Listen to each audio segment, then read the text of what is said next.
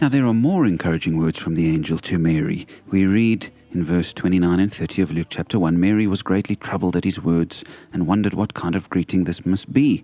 But the angel said to her, "Do not be afraid, Mary. You have found favor with God."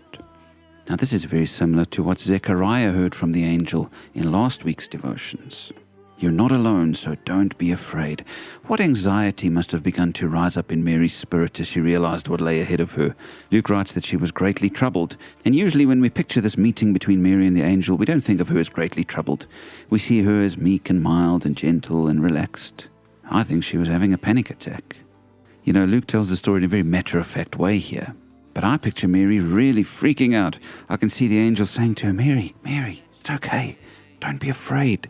Don't be afraid. God's going to help you. You're favored by him. Don't worry. Don't fear. And I mentioned this last week too when we saw Zechariah hear the same words.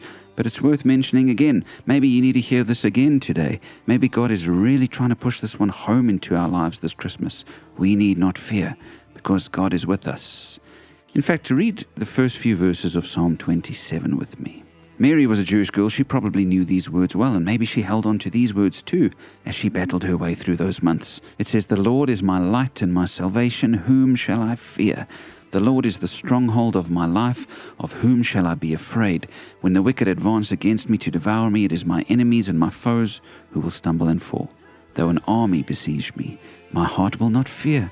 Though war break out against me, even then I will be confident."